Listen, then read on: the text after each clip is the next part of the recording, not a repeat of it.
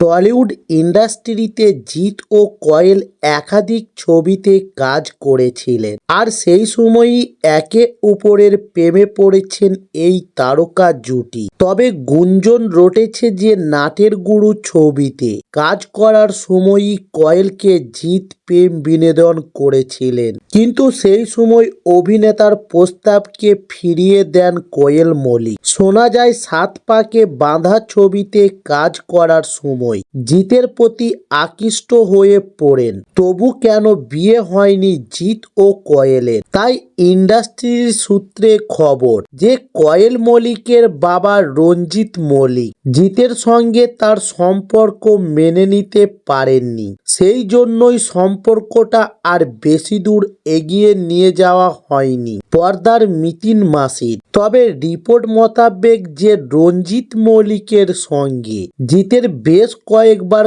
কথা কাটাকাটি হয়, আর সেই জন্যই জিতের বাড়ির সামনেও কোয়েল গিয়েছিল তাকে মারতে। তবে জিতের সঙ্গে সম্পর্ক ভাঙলেও নিষ্পাল সিং রানার সঙ্গে বর্তমানে সুখী দম্পতি রয়েছে কোয়েল। তাদের সুখের পরিবারে রয়েছে এক ছেলে কবির।